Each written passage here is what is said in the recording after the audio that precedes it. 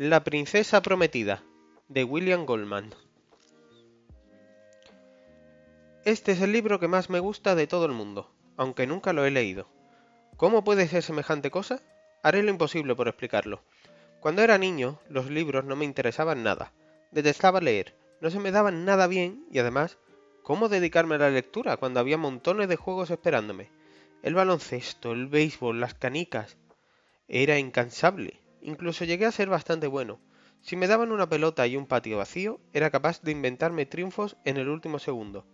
Triunfos que hacían saltar las lágrimas. El colegio era una tortura. La señora Roginski, que fue mi maestra desde los cursos tercero al quinto, no paraba de decirle a mi madre: «Tengo la impresión de que Billy no se esfuerza lo suficiente». O «Cuando le pongo un examen, Billy lo hace realmente muy bien, sobre todo si tenemos en cuenta su actitud en clase». O con más frecuencia: «Señora Goldman, no sé qué vamos a hacer con Billy». No, ¿qué vamos a hacer con Billy? Esa pregunta me persiguió durante aquellos primeros 10 años. Fingía que no me importaba, pero en el fondo me hacía sentir petrificado. Todo el mundo y todas las cosas me dejaban de lado. No tenía amigos de verdad, ni una sola persona que compartiera conmigo mi desmesurado interés por los deportes. Parecía ocupado, muy ocupado, pero supongo que, de apurarme, habría reconocido que, a pesar de tanto frenesí, me encontraba muy solo. ¿Qué vamos a hacer contigo, Billy? No lo sé, señorita Roginski. ¿Cómo es posible que suspendieras la prueba de lectura? Yo misma te he escuchado utilizar cada palabra con mis propios oídos. Lo siento, señorita Roginski. A lo mejor es porque no estaba pensando. Siempre estás pensando, Billy. La cuestión es que no estabas pensando en la prueba de lectura. Lo único que podía hacer era asentir. ¿Qué ha ocurrido esta vez? No lo sé, no me acuerdo. ¿Estarías otra vez pensando en Stanley Hack? Stanley Hack era el tercer base de los Caps de esa y muchas otras temporadas. Lo había visto jugar en una ocasión desde las gradas, e incluso a esa distancia tenía la sonrisa más dulce que había visto jamás. Hasta el día de hoy juraría que me sonrió varias veces.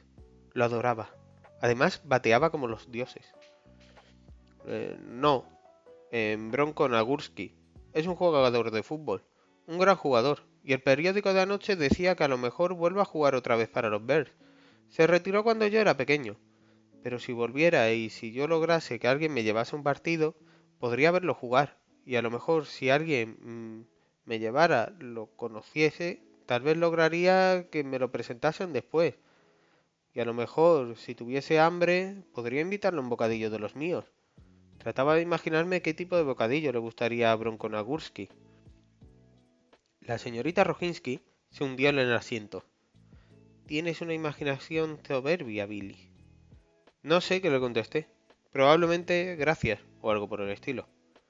Aunque no logrará sacarle partido, prosiguió. ¿Por qué será? Creo que a lo mejor es porque necesito gafas y no puedo leer, ya que veo las palabras muy borrosas. Eso explica por qué me paso todo el rato pestañeando.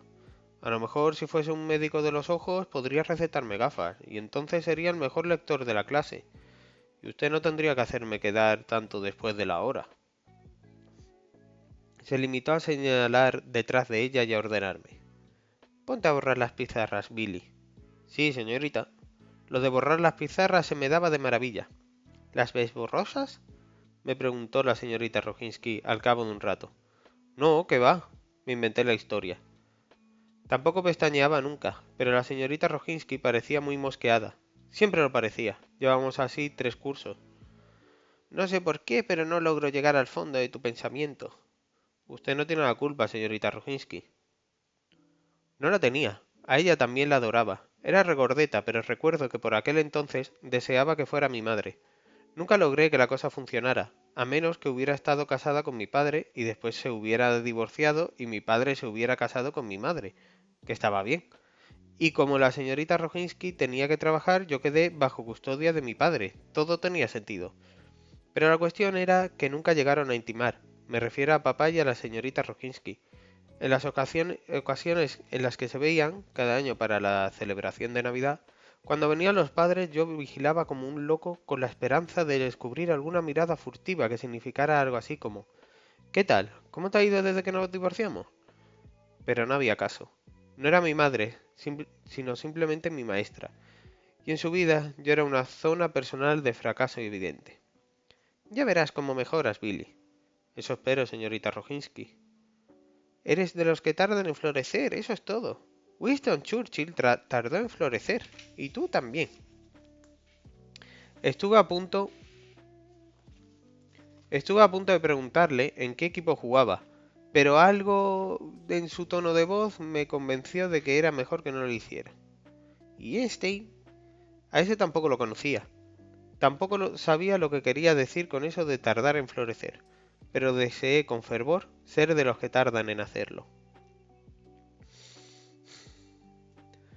A los 26 años, mi primera novela, titulada The Temple of Gold, El Templo de Oro, apareció en Alfred A. Knopf, que ahora forma parte de Random House, que a su vez forma parte de RCA, y que es parte de lo que no funciona en esto de publicar libros en Estados Unidos, una cuestión que no forma parte de esta historia. En fin, antes de que saliera la novela, los del departamento de publicidad de Knopf estaban hablando conmigo, tratando de dilucidar qué hacer para justificar sus sueldos, y me preguntaron a quiénes podían enviar ejemplares del libro para que pudieran erigirse en fuente de opinión. Les contesté que no conocía a nadie que pudiera hacerlo. Entonces ellos me replicaron, piensa, todo el mundo conoce a alguien. Me entusiasmé mucho cuando se me ocurrió la idea y les dije, de acuerdo, envíale un ejemplar a la señorita Roginski. Cosa que me pareció lógica, porque si alguna vez ha existido una persona que me forjara las opiniones, esa fue la señorita Roginski. Por cierto, aparece a lo largo de toda la novela El Templo de Oro, solo que le puse señorita Patulski, que entonces también era creativo. ¿Quién? Preguntó aquella chica de publicidad. Es una antigua maestra que tuve. Le envías un ejemplar y yo se lo firmaré, y puede que incluso le escriba una... Estaba realmente entusiasmado hasta que aquel tío de publicidad me interrumpió diciéndome, nos referíamos más bien a alguien del panorama nacional. Envíale un ejemplar a la señorita Roginski, por favor, ¿de acuerdo? Insistí en voz muy baja. Sí, repuso él. Claro, faltaría más. ¿Os acordáis de que no pregunté en qué equipo jugaba Churchill por el tono de su voz? En aquel momento creo que a mí también me salió aquel tono de voz. En fin, algo debió de ocurrir porque el tipo apuntó de inmediato el nombre de mi maestra y me preguntó si se escribía con I latina o con Y. Con I latina, contesté. De inmediato hice un repaso de aquellos años, tratando de pensar una dedicatoria fantástica para mi maestra. Ya sabéis, algo inteligente, modesto, brillante, perfecto, algo así. ¿Y su nombre de pila? Eso me hizo volver a la realidad. No sabía su nombre de pila. Siempre la había llamado señorita. Tampoco sabía su dirección. Ni siquiera sabía si seguía viva o no. Hacía 10 años que no iba a Chicago. Era hijo único, mis padres habían fallecido. ¿A quién le hacía falta Chicago? Envíalo a la escuela primaria de Highland Park, le dije. Y lo primero que se me ocurrió fue escribirle fue para la señorita Roginski, una rosa de quien tardó en florecer. Pero después me pareció demasiado presuntuoso, con que decidí que para la señorita Roginski, una mala hierba de quien tardó en florecer, sería más humilde. Demasiado humilde, pensé luego, y por ese día me dejé de ideas brillantes. No se me ocurrió nada. Después me asaltó la idea de que tal vez no se acordara de mí. Al final, ya al borde de la desesperación, terminé escribiendo. Para la señorita Roginski de William Goldman. Usted me llamaba Billy y decía que era de los que tardan en florecer. Le envío este libro, espero que le guste. Fue usted mi maestra en tercero, cuarto y quinto curso. Muy agradecido, William Goldman. El libro se publicó y fue un fracaso. Me encerré en casa y me derrumbé, pero uno acaba adaptándose. El libro no solo no me erigió en lo más novedoso desde Kit Marlowe, sino que, para colmo, nadie lo leyó. Bueno, a decir verdad, lo leyó un cierto número de personas a las que yo conocía, pero me parece que es más prudente señalar que ningún extraño llegó a saborearlo. Fue una experiencia demoledora, y reaccioné como ya he dicho. O sea que cuando me llegó la nota de la señorita Roginski, tarde, porque la enviaron a Nov y ellos la retuvieron durante un tiempo, necesitaba realmente que alguien me subiera la moral. Apreciado señor Goldman, gracias por el libro. Todavía no he tenido tiempo de leerlo, pero estoy segura de que es un bonito esfuerzo. Por supuesto que me acuerdo de usted. Me acuerdo de todos mis alumnos. Atentamente, Antonia Roginski. ¡Qué desilusión! No se acordaba de mí. Me quedé sentado con la nota en la mano, completamente deshecho. La gente no se acuerda de mí, de verdad. No es paranoia, simplemente tengo la costumbre de pasar por la memoria de los demás sin dejar huella. No me importa demasiado, aunque supongo que... Miento. Sí que me importa. No sé por qué motivo. En esto del olvido tengo una muy alta puntuación. O sea que cuando la señorita Roginski me envió aquella nota, que la igualaba al resto de la gente, me alegré de que nunca se hubiese casado. De todos modos, nunca me había caído bien. Siempre había sido una pésima maestra y se tenía más que merecido que su nombre de pila fuera Antonia. No iba en serio, dije en voz alta en ese mismo momento. Me encontraba solo en mi despacho de una única habitación en el maravilloso website de Manhattan, hablando conmigo mismo. Lo siento, tiene que creerme, señorita Roginski. Lo que ocurrió después fue que por fin había leído la postdata. Aparecía en el dorso de la nota de agradecimiento y decía así: Idiota, ni siquiera el inmortal S. Morgenstern pudo sentirse más paternal que yo. S. Morgenstern, la princesa prometida, se acordaba de mí. Escena retrospectiva.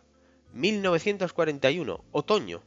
Estoy un tanto irritable porque mi radio no capta los partidos de fútbol. El Northwestern se enfrenta al Notre Dame. Empezaba a la 1 y ya es la 1:30 y no hay manera de sintonizar el partido.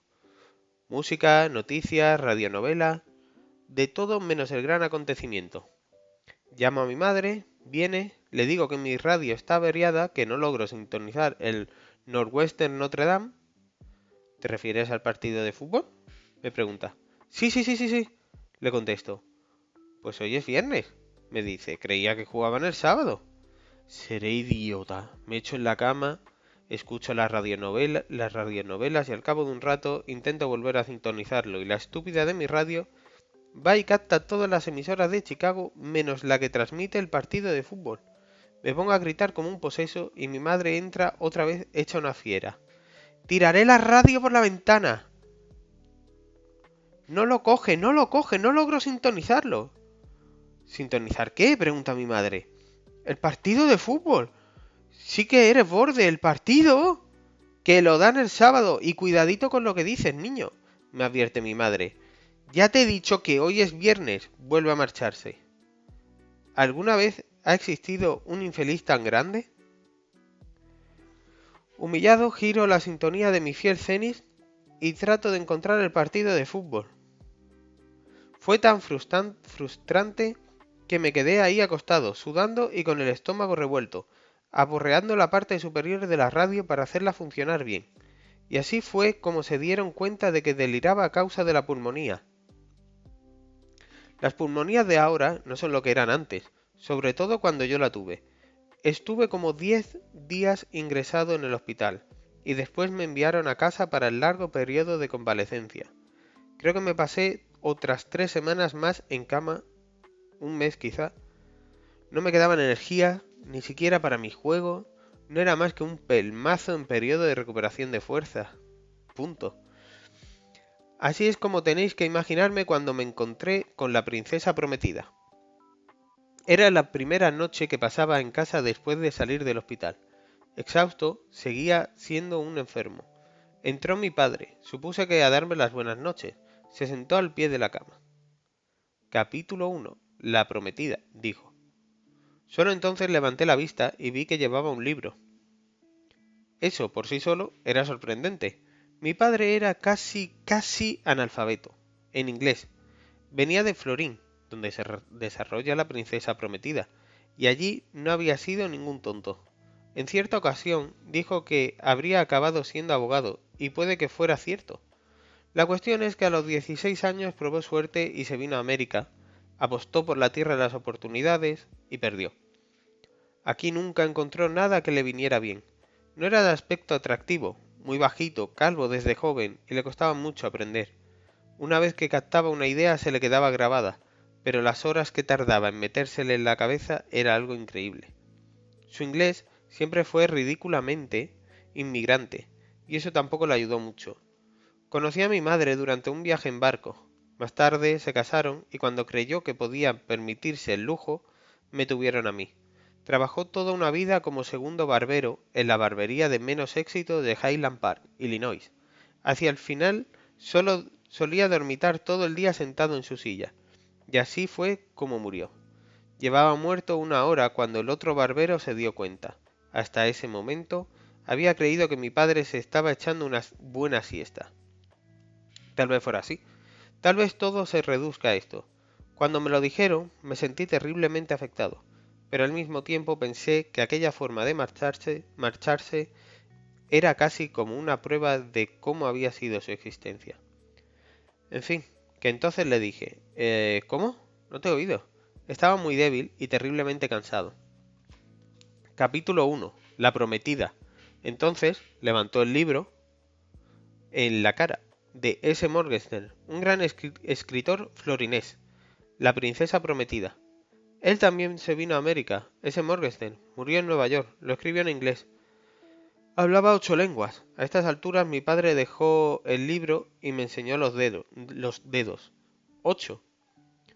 Una vez, en la ciudad de Florín, estuve en su café. Meneó la cabeza. Mi padre siempre meneaba la cabeza cuando decía algo mal. No era su café. Él estaba en el café, y yo también al mismo tiempo. Lo vi, a ese Morgenstern. Tenía una cabeza así de grande, y colocó las manos como para formar un globo enorme. Un gran hombre en la ciudad de Florín, no tanto en América. ¿Trae algo de deportes? Esgrima, lucha, tortura, venenos, amor verdadero, odio, venganza, gigantes, cazadores, hombres malos, hombres buenos, las damas más hermosas, serpientes, arañas, bestias de toda clase y aspecto, dolor, muerte, valientes, cobardes, forzudos, persecuciones, fugas, mentiras, verdades, pasión, milagros. Pinta bien, dije y medio cerré los ojos. Haré lo posible por no dormirme, pero tengo muchísimo sueño, papá. ¿Quién puede saber cuándo su mundo va a cambiar? ¿Quién es capaz de decir antes de que ocurra que todas las experiencias anteriores, todos los años, fueron una preparación para nada? Imaginad lo siguiente, un anciano casi analfabeto que luchó con un idioma enemigo, un niño casi exhausto que lucha contra el sueño, y entre ambos solo las palabras de otro extranjero, traducido con dificultad de los sonidos nativos a los extranjeros. ¿Quién podría sospechar que por la mañana ese niño se despertaría siendo distinto? De lo único que me acuerdo es que traté de vencer la fatiga. Incluso al cabo de una semana no me había dado cuenta de lo que había comenzado aquella noche, de las puertas que se cerraban de golpe mientras otras se abrían. Tal vez debía haber presentido algo o tal vez no. ¿Quién puede presentir la revelación en el aire? Lo que ocurrió fue simplemente esto. La historia me enganchó. Por primera vez en mi vida sentía un interés activo por un libro. Yo, el fanático de los deportes. Yo, el enloquecido por los partidos. Yo, el único niño de 10 años de Illinois que odiaba el alfabeto pero que quería saber qué ocurriría después. ¿Qué fue de la hermosa Buttercup y del pobre Weasley? Y de Íñigo, el más grande espadachín de la historia mundial. ¿Y cuán fuerte era en realidad Fezzik? ¿Tendría límites la cuidad de Vicini, el endiablado siliciano? Cada noche mi padre me leía un capítulo tras otro, luchando siempre para que las palabras sonaran correctamente, para atrapar el sentido. Y yo yacía allí tumbado, con los ojos entrecerrados, mientras mi cuerpo recorría lentamente el largo camino que le devolvería las fuerzas. Como ya he dicho, la convalecencia duró aproximadamente un mes, y en ese tiempo mi padre me leyó 2 veces La princesa prometida. Aunque podía leer yo solo, este libro era suyo. Jamás se me habría ocurrido abrirlo. Quería la voz de mi padre, sus sonidos. Más tarde, incluso muchos años más tarde, en ocasiones solía decir: ¿qué tal si me lees el duelo que Íñigo y el hombre de negro sostienen en el acantilado? Y mi padre solía gruñir y mascullar. Se iba a buscar el libro, se humedecía el pulgar con la lengua y pasaba las páginas hasta que empezaba la fantástica batalla.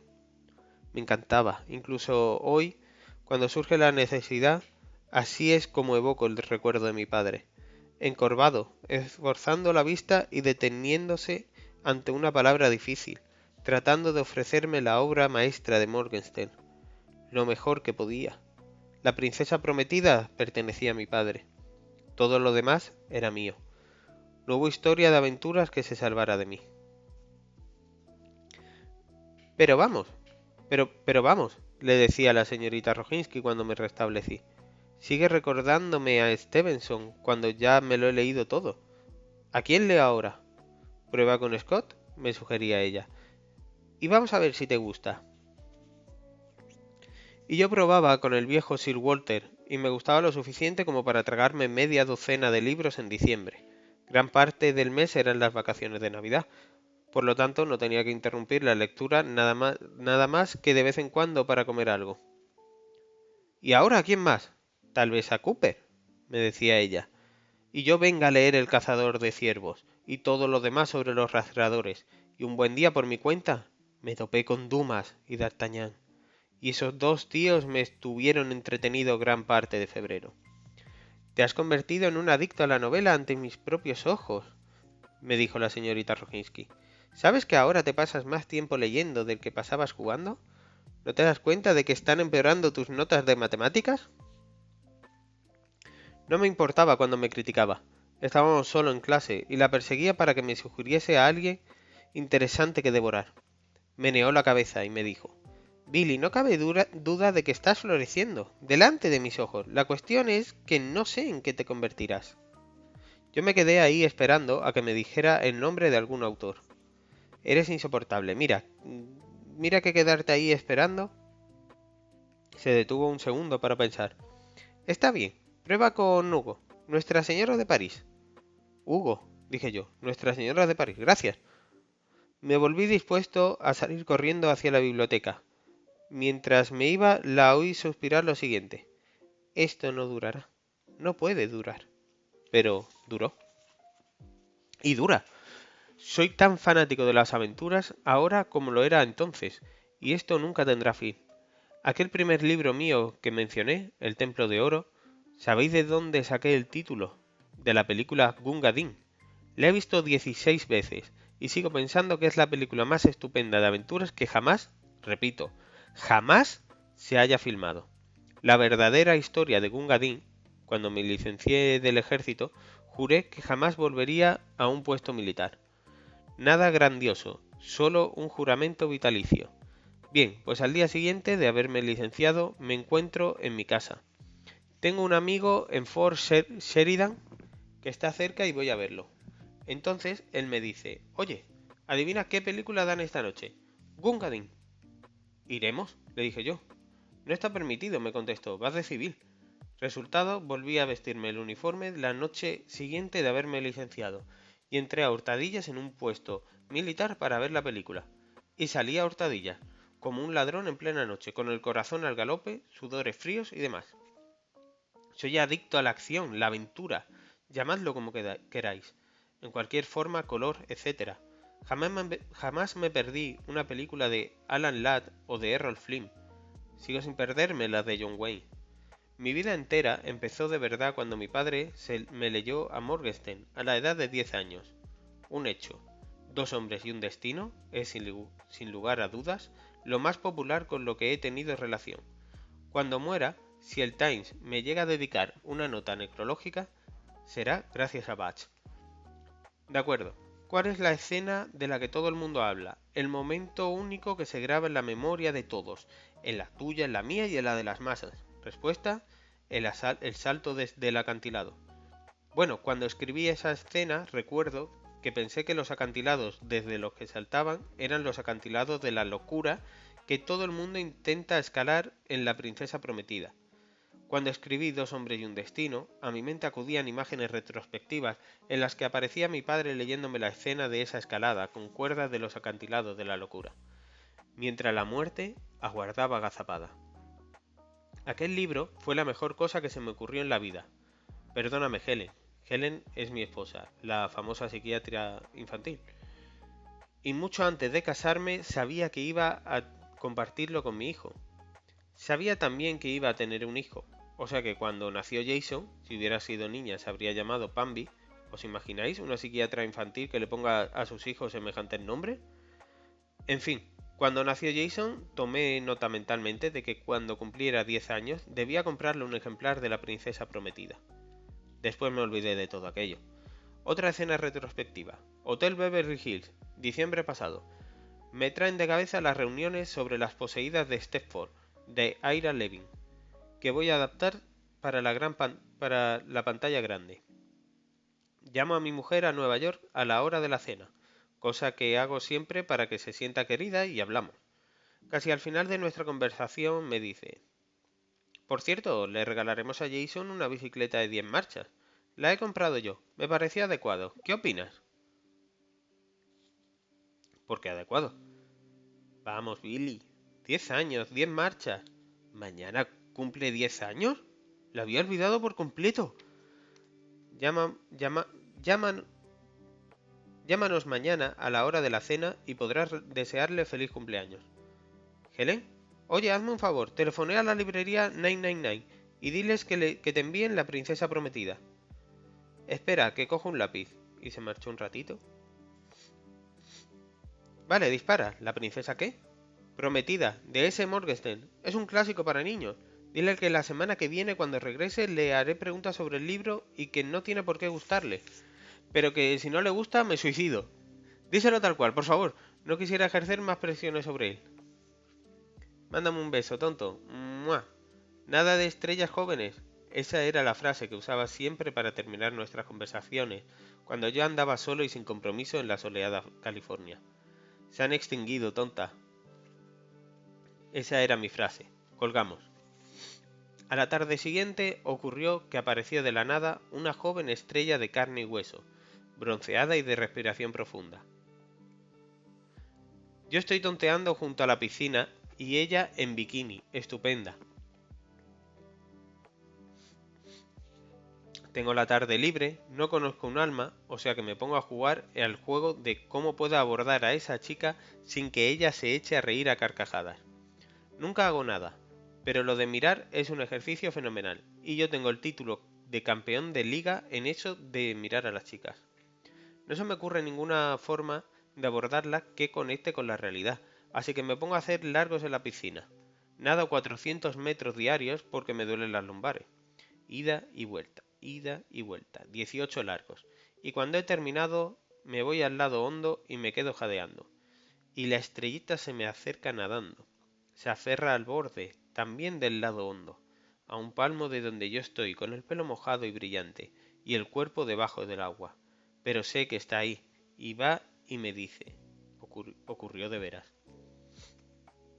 Disculpe, ¿pero no es usted William Goldman, el que escribió Boys and Girls Together? Es el libro que más me ha gustado de todos los que he leído. Me agarro al borde de la piscina y afirmo con la cabeza. No recuerdo exactamente lo que le dije. Mentira, me acuerdo exactamente lo que le dije, pero es demasiado estúpido como para reproducirlo. Cielos, ya tengo 40 años. Goldman, sí, Goldman, soy Goldman.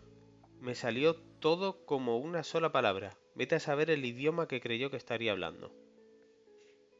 Soy Sandy Sterling, me dice, mucho gusto. Hola, Sandy Sterling, logro decir, lo cual es bastante cortés, al menos para mí. Volvería a decirlo si me encontrara de nuevo en la misma situación. Entonces me llaman por los altavoces. Los Zanuck no me dejan en paz, comento yo. La chica se echa a reír y yo me voy volando a contestar la llamada. Pienso si lo que le he dicho era realmente inteligente, y cuando llego al teléfono tengo decidido que sí, que lo era.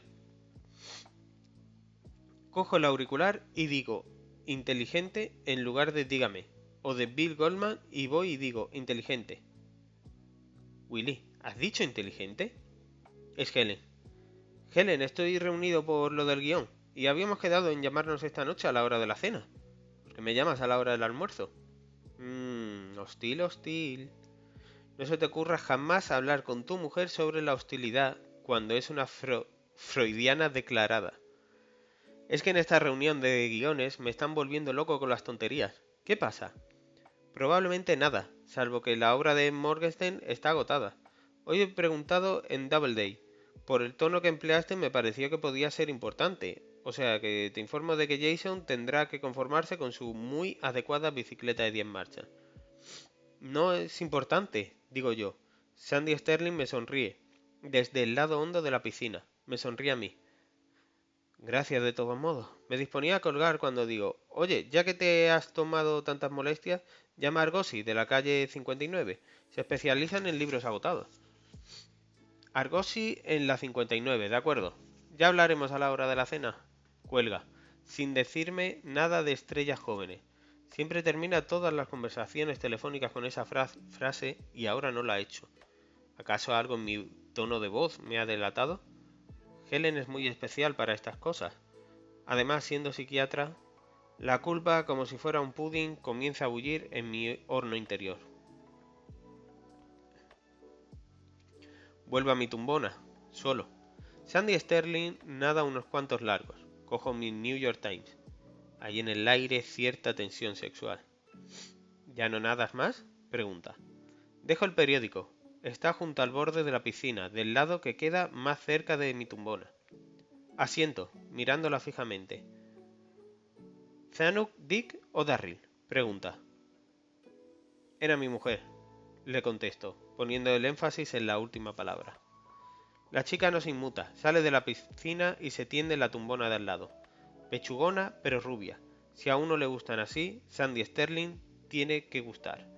A mí me gustan así. Estás aquí por lo de Levin, ¿no? Por las poseídas de Stepford. Estoy haciendo el guión. Me encantó ese libro, es el libro que más me ha gustado del mundo. Me encantaría trabajar en una película así, escrita por ti. Haría cualquier cosa por una oportunidad como esa. Ya estaba. Acababa de poner las cartas sobre la mesa.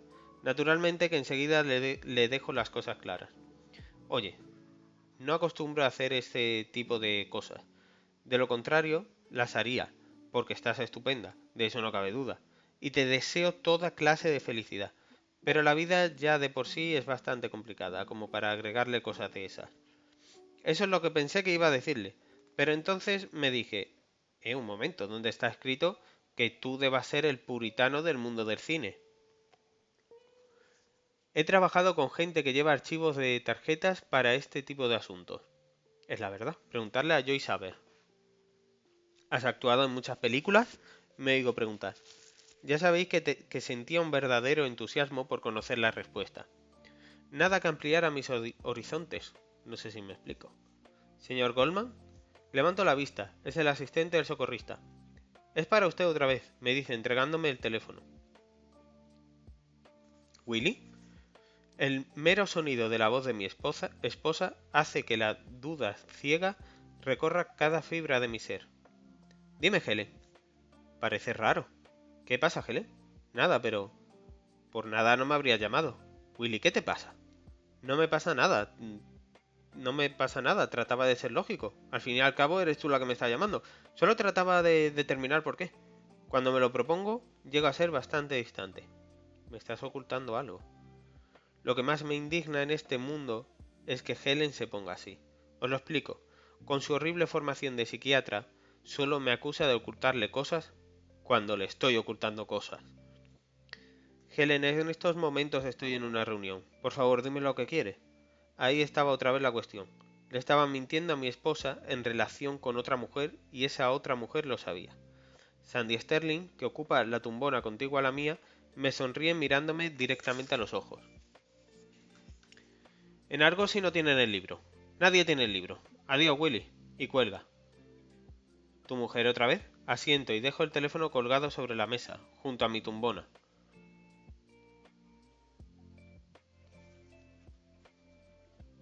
¿Os habláis mucho? Ya lo sé, es un suplicio llegar a escribir algo. Supongo que sonrió. No tenía manera de lograr que el corazón dejara de latirme con tanta fuerza.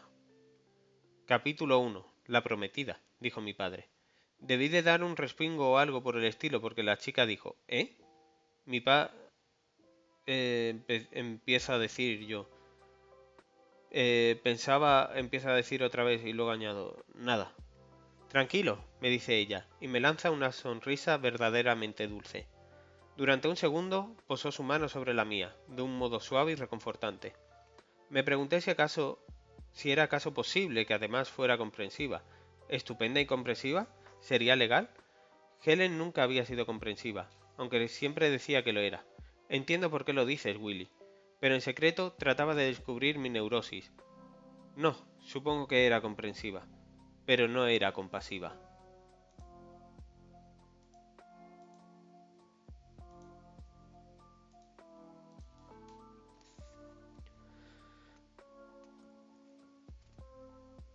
Conocí a mi mujer en la escuela universitaria para graduados, le digo a Sandy Sterling. Ella hacía el doctorado. A Sandy Sterling le estaba costando un poco captar mi sucesión de ideas. Éramos unos críos. ¿Cuántos años tienes? ¿Te digo mi verdadera edad o la que uso para el béisbol? Me eché a reír de buena gana. ¿Estupenda, comprensiva y ocurrente? Esgrima, lucha, tortura, dijo mi padre. Amor, odio, venganza, gigantes, bestias de toda clase y aspecto. Verdades, pasión, milagros. Es la 1:25 y le digo, ¿me dejas hacer una llamada? Póngame con información de Nueva York. Añado cuando cojo el teléfono y una vez que me comunican, inquiero. ¿Podría darme los nombres de algunas librerías de la Cuarta Avenida, por favor? Habrá unas 20. En la Cuarta Avenida se encuentran las librerías de segunda mano más importantes de libros de lengua inglesa de todo el mundo civilizado. Mientras la operadora me buscaba los nombres, me vuelvo hacia la criatura que estaba en la tumbona de al lado y le comento. Mi hijo cumple 10 años hoy y me gustaría regalarle este libro. No tardaré nada. Estupendo. Aquí figura una tienda llamada Librería de la Cuarta Avenida, me dice la operadora, y me da el número. ¿No podría darme alguna otra? Vienen todas juntas. Si me da los nombres, lo ayudaré encantada, responde la operadora, hablando en el lenguaje de la Bell.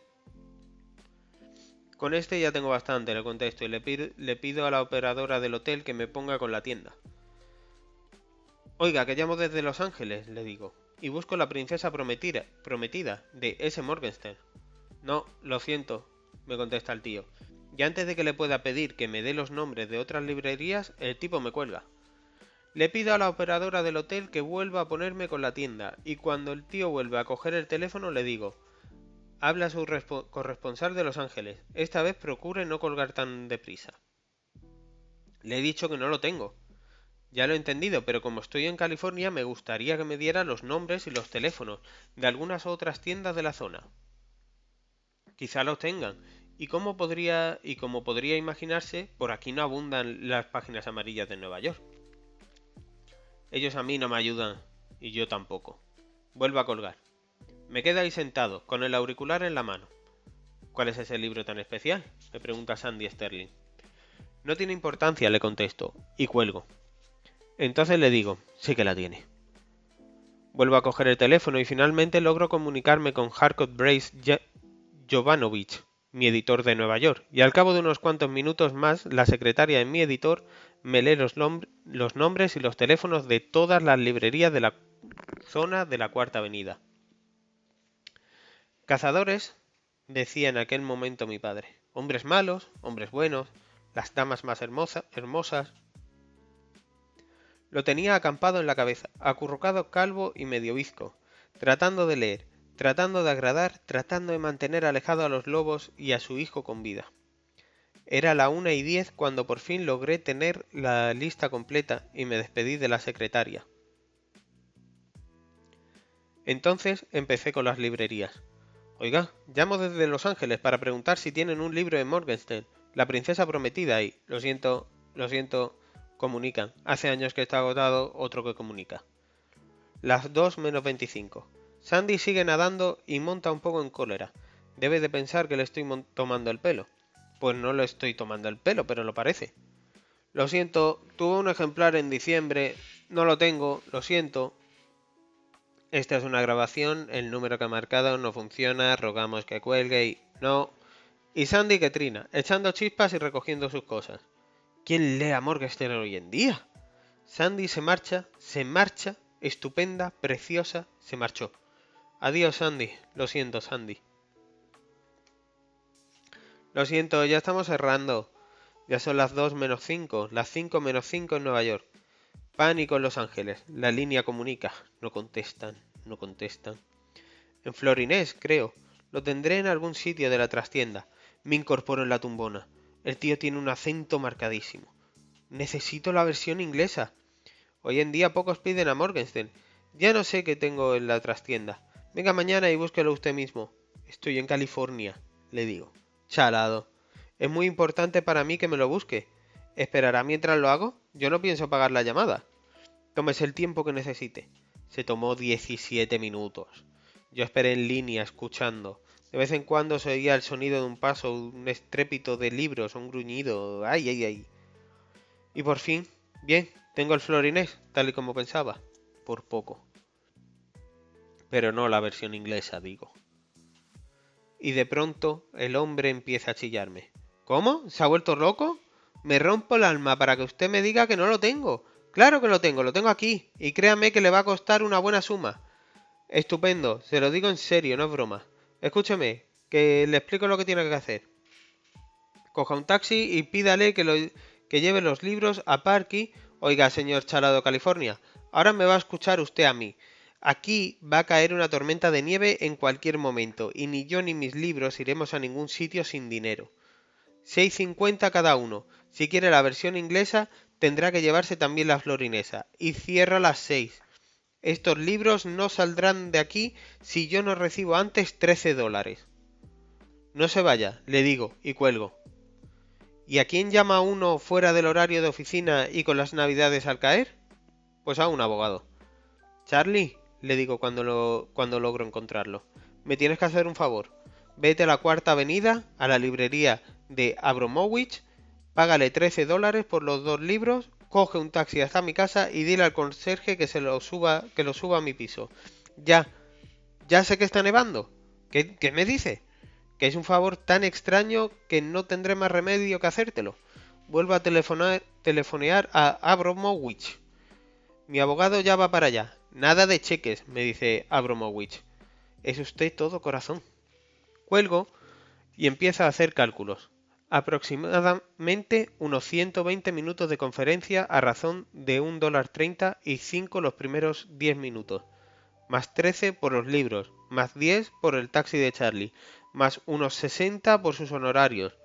¿A cuánto ascendía? Tal vez a unos 250. Todo para que mi hijo Jason tuviera el Morgenstern. Me repantingué y cerré los ojos.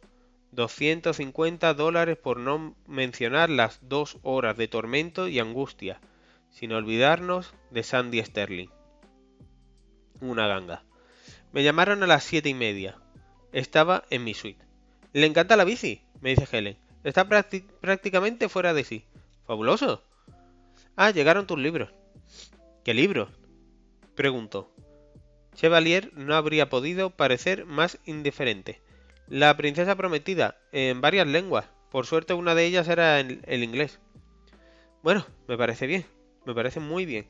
Digo persistiendo en mi vaguedad. Casi se me había olvidado que pedí que se los enviasen. ¿Cómo llegaron hasta aquí? Telefoneé a la secretaria de mi editor y le pedí que me buscara un par de ejemplares. A lo mejor los tenían en Harcourt, cualquiera sabe. Pues sí, en Harcourt tenían unos ejemplares. ¿Os lo imagináis? Puede que en las páginas siguientes os cuente por qué. Pásame con el niño. Hola, me saluda al cabo de un segundo. Escúchame, Jason, pensábamos regalarte una bicicleta para tu cumpleaños, pero después cambiamos de idea. Están muy equivocados, ya me habéis regalado una. Jason ha heredado de su madre la total falta de humor. No lo sé, Tal vez él sea ocurrente y yo no. Una cosa que puedo afirmar con toda seguridad es que no nos reímos mucho juntos. Mi hijo Jason es un crío con un aspecto increíble, pintado de amarillo. Podría formar parte del equipo de sumo de la escuela. Un pequeño dirigible. Se pasa la vida comiendo. Yo me cuido para no engordar y a Helen solo se la ve entera de frente. Y además es una de las más conocidas psiquiatras infantiles de Manhattan. Y mi hijo rueda más deprisa de lo que camina. Utiliza la comida para expresarse, dice siempre Helen, para calmar sus ansiedades. Cuando se sienta dispuesto y capaz de hacer frente a las cosas, adelgazará.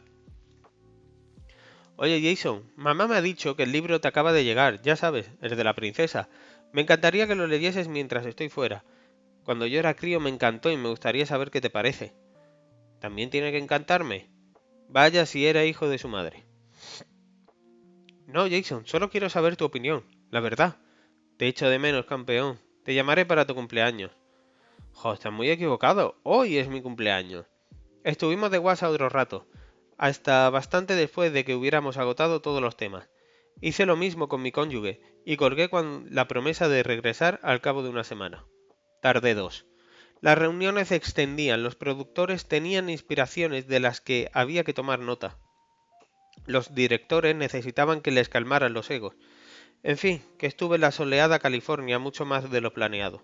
Pero al final me permitieron regresar al abrigo y amparo del seno familiar, de modo que me marché pitando para el aeropuerto de Los Ángeles.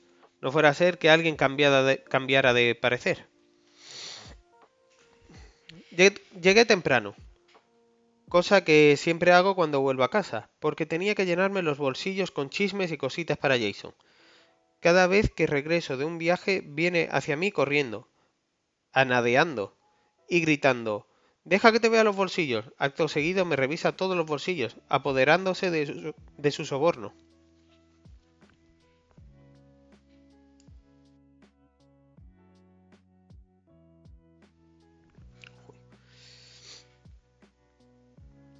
Y una vez que se ha hecho con el botín, me da un buen abrazo. ¿No es tremendo lo que somos capaces con tal de sentirnos queridos?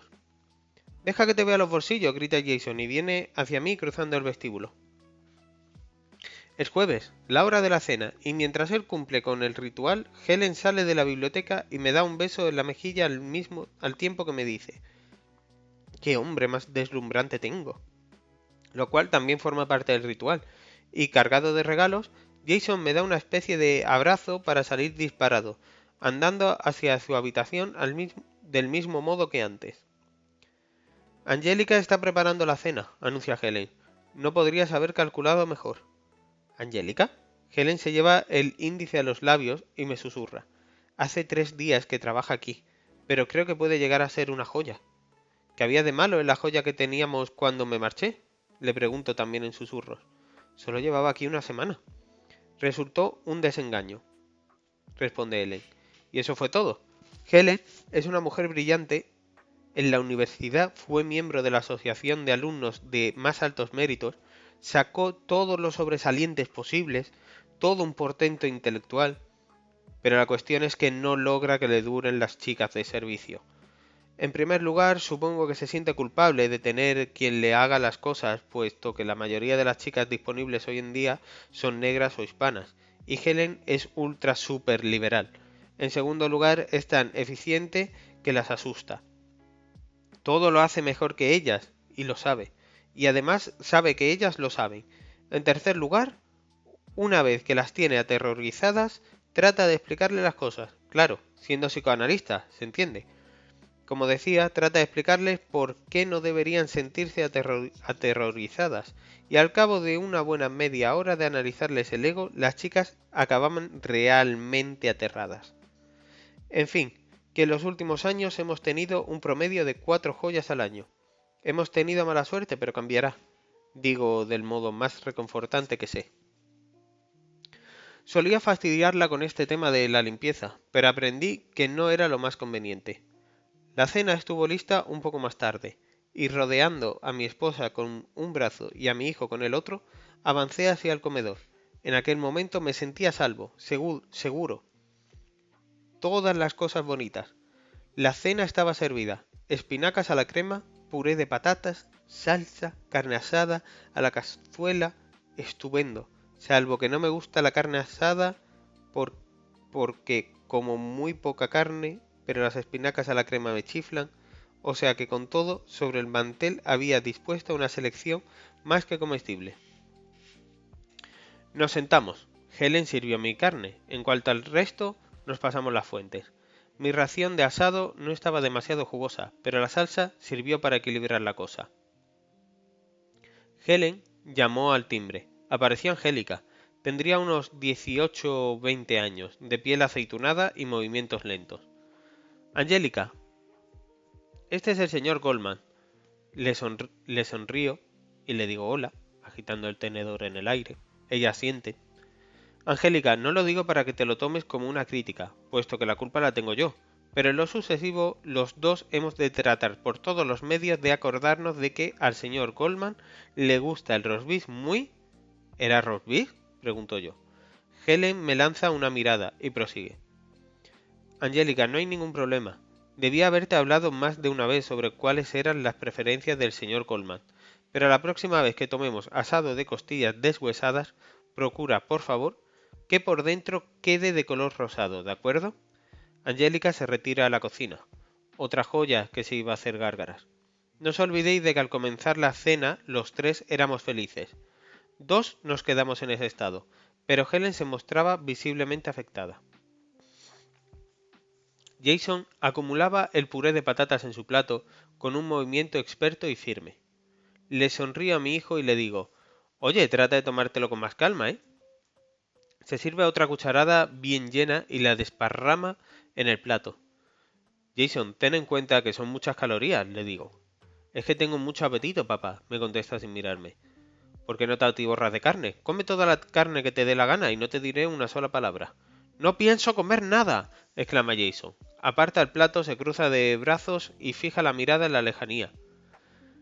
Si yo fuera vendedora de muebles o tal vez cajera en un banco, lo entendería. Pero ¿cómo puedes haber estado casado tantos años con una psiquiatra y hablar de ese modo? Willy, pareces haber salido de la Edad Media. Helen, el niño está gordo. Lo único que sugiero es que deje unas cuantas patatas para los demás y que se atiborre con esta exquisita carne asada que tu joya ha preparado para mi regreso triunfal. Willy, no es mi intención asombrarte, pero da la casualidad de que Jason no solo tiene una fina inteligencia, sino que además posee una vista magnífica. Cuando se mira en el espejo te aseguro que sabe perfectamente que no está delgado. Y eso es porque en esta etapa de su vida ha elegido no estar delgado. Helen, no le falta demasiado para empezar a salir con chicas. ¿Qué pasará entonces? Cariño, Jason tiene 10 años y en esta etapa de su vida las chicas no le interesan. A esta edad lo que le interesa es la cohetería. ¿Qué le importa a un aficionado a los cohetes una ligera tendencia a la obesidad? Cuando él decida ser delgado, te aseguro que tendrá la inteligencia y la fuerza de voluntad suficientes para adelgazar. Hasta que no llegue ese momento, te pido por favor que en mi presencia no frustres al niño. Sandy Sterling bailaba en bikini delante de mis ojos. No pienso comer y se acabó, dijo entonces Jason. Pero querido mío, le dice Helen al crío con ese tono que ella reserva en esta tierra solo para los momentos como este. Trata de ser lógico. Si no te comes el puré de patatas, te enfadarás y yo también me enfadaré y está claro que tu padre ya está enfadado. Pero si te comes el puré de patatas, yo me sentiré satisfecha. Tú te sentirás satisfecho y el estómago se sentirá satisfecho. Lo de tu padre ya no tiene solución. Está en tus manos el que tres personas se enfaden o que se enfade una sola. Y con respecto a esta última, como ya te he dicho, no hay nada que hacer. Por lo tanto, la conclusión es clarísima, aunque tengo una fe absoluta en tu capacidad para llegar a ella por ti mismo. Haz lo que tú quieras, Jason. El niño comienza a engullir. Harás que se convierta en un mariquita, le digo, aunque en una voz lo bastante baja como para que lo oiga solo yo y Sandy. Entonces inspiro profundamente, porque siempre que regreso a casa hay problemas, razón por la cual Helen dice que traigo conmigo la tensión, que necesito pruebas sobrehumanas de que me han echado de menos, de que todavía me necesitan, de que todavía soy amado, etc. Lo único que sé es que detesto estar lejos, pero lo peor es el regreso. Nunca tengo demasiada ocasión de entablar una conversación del tipo ¿y qué tal? ¿Qué novedades hubo durante mi ausencia? Y menos si tenemos en cuenta de que Helen y yo nos telefoneamos casi cada noche. Apuesto a que eres un genio con esa bici, digo entonces. Tal vez este fin de semana salgamos a dar un paseo. Jason levanta la vista del puré patatas. El libro me encantó, papá. Es genial. Me sorprendo de que lo diga. Porque como es natural, yo solo empezaba a encauzar la conversación hacia ese tema. Pero como dice siempre Helen, Jason no es ningún imbécil. Bueno, me alegro. Y vaya si me alegraba. Puede que sea el mejor libro que he leído en mi vida, agrega Jason asintiendo. Tomó una cucharada de espinacas. ¿Cuál es la parte que más te ha gustado? El capítulo 1, la prometida. Eso me sorprende de veras. No es que el capítulo 1 esté mal, pero la cuestión es que no pasan demasiadas cosas si lo comparamos con las cosas increíbles que ocurren después. En su mayor parte habla de cómo Buttercup se hace mayor, eso es todo. ¿Qué me dices de la escalada de los acantilados de la locura? Eso ocurre en el capítulo 5. Está bien. ¿Y la descripción del zoo de la muerte del príncipe Humperdinck? Está en el segundo capítulo. Pues está muy bien. Lo que más me sorprendió fue que la descripción del zoo de la muerte ocupa unos pocos párrafos, pero no sé. En cierto modo, sabes que más adelante todo encajará. ¿Tuviste esa misma sensación? Ajá. Sí, es genial. A estas alturas ya sabía que no lo había leído. Trató de leerlo, interviene Helen, y se leyó el primer capítulo, pero el capítulo segundo fue imposible para el crío, o sea que cuando vi que había hecho un esfuerzo razonable, le dije que lo dejara. No todos tenemos los mismos gustos. Le dije que tú lo entenderías, Willy. Claro que lo entendía, aunque me sentía completamente abandonado. No me gustó, papá. Quería que me gustase, pero... Le sonrío. ¿Cómo es posible que no te gustara? Pasión, duelos, milagros, gigantes, amor verdadero. ¿Tampoco vas a comerte las espinacas? Pregunta Helen. Me levanto de la mesa. Los tiempos cambian. No tengo hambre. No me dice nada hasta que oye abrir la puerta de la calle. Entonces me grita, ¿a dónde vas? De haberlo sabido, le habría contestado. Deambulé por ahí en pleno diciembre, sin abrigo, aunque no me enteré del frío. Lo único que sabía era que tenía 40 años, que no me había propuesto encontrarme en aquellas circunstancias a esa edad, enganchado a una genial psicoanalista y a un hijo que más bien parecía un globo. Serían alrededor de las 9 de la noche cuando me encontré solo, sentado en medio de Central Park, sin nadie cerca de mí y con todos los demás bancos vacíos. Fue entonces cuando oí un susurro de hojas entre los arbustos. Cesó. Se volvió a oír, muy suave, más cerca. Me volví como el rayo y grité, ¡No me molestéis! Fuera lo que fuese, amigo, enemigo, mi imaginación, desapareció. Logré oír cómo corría y fue entonces cuando me di cuenta de una cosa.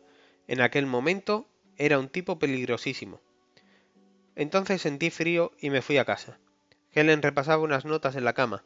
Normalmente me hubiera hecho algún comentario sobre lo mayor que estaba ya para esos arranques de comportamiento juvenil, pero era probable que el peligro siguiera fijado a mí como una aureola. Lo noté en sus ojos inteligentes. De veras que lo intento, dice finalmente. Nunca pensé que lo intentara. ¿Dónde está el libro? Supongo que en la biblioteca. Me vuelvo y me dispongo a salir del dormitorio. ¿Quieres que te traiga algo? Le contesto que no. Me voy a la biblioteca, me encierro y busco La princesa prometida. Mientras reviso la encuadernación, noto que está bastante bien conservado. Y es entonces cuando me doy cuenta de que lo había publicado mi propia editorial, Harcourt Brace Jovanovich, aunque había sido mucho antes. Por entonces ni siquiera eran Harcourt, Brace and Ward. Solo la vieja Harcourt Brace y punto. Hojeo el libro hasta la página del título, cosa que me resulta extraña porque nunca antes lo había hecho. Siempre había sido mi padre quien lo ojeaba. Al leer el verdadero título me echo a reír porque ahí mismo dice La princesa prometida, relato clásico de amores verdaderos y grandes aventuras escrito por S. Morgenstern. Un tipo que catalogaba su propia obra original como clásica antes de que fuese publicada y de que nadie la hubiera leído era de admirar. Tal vez pensó que, si no lo hacía así, nadie la leería, o tal vez solo intentaba echarle una mano a los críticos. No lo sé. Hecho un vistazo al primer capítulo, era más o menos como lo recordaba.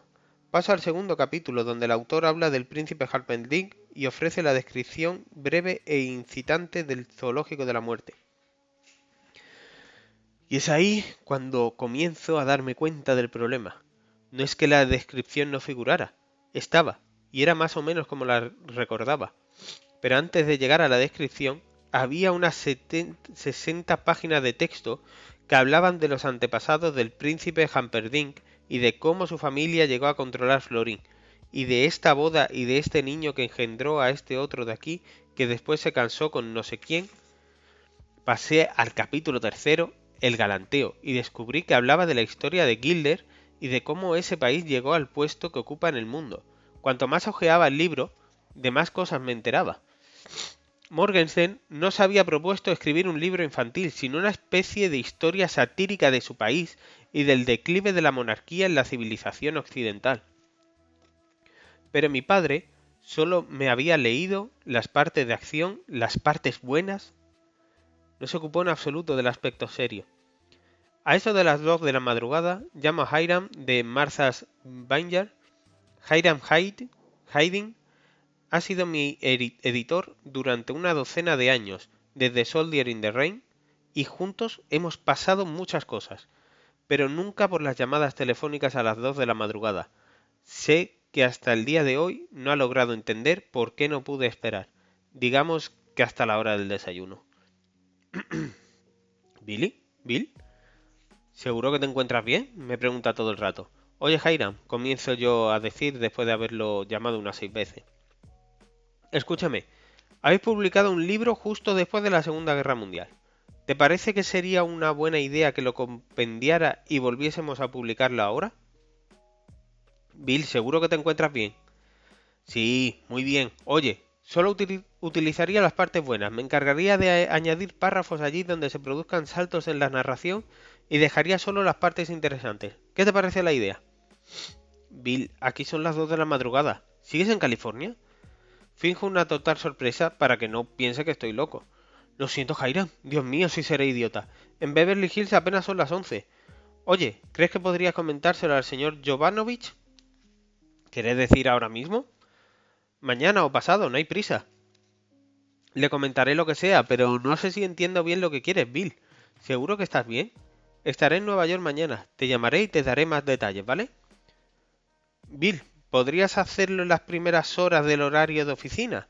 Me echo a reír y colgamos. Telefoné a Zig en California. Edward Ziegler.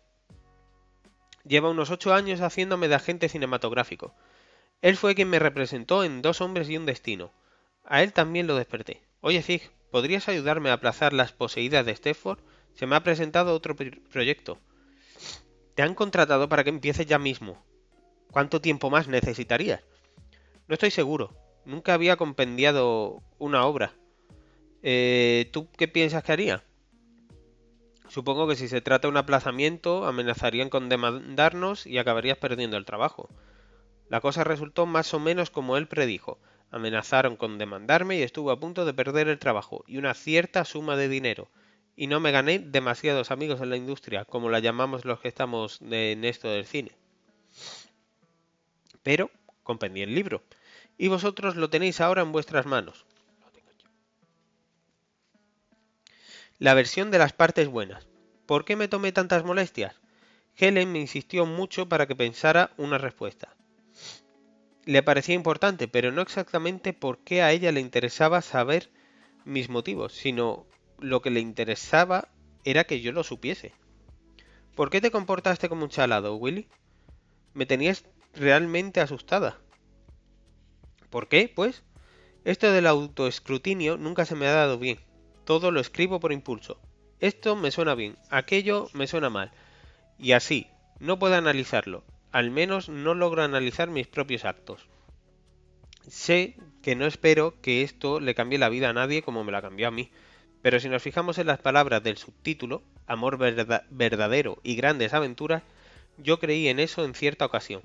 Pensé que mi vida iba a seguir por esos derroteros. Rogaba porque fuera así. Está claro que no lo fue, pero no creo que todavía existan grandes aventuras. Hoy en día no hay nadie que desenvaine la espada y grite: «Hola, me llamo Íñigo Montoya, tú mataste a mi padre, prepárate a morir». Y del amor verdadero también os podéis olvidar. Yo ya no sé si hay algo que quiera de verdad más allá del bistec de Peter Luggers y la enchilada de El Parador. Perdóname, Helen. En fin, he aquí la versión de las partes buenas. Lo escribió S. Morgenstern y mi padre me lo leyó, y ahora lo ofrezco a vosotros. Lo que hagáis con él tendrá para todos nosotros algo más que un interés efímero. Nueva York, diciembre 1972.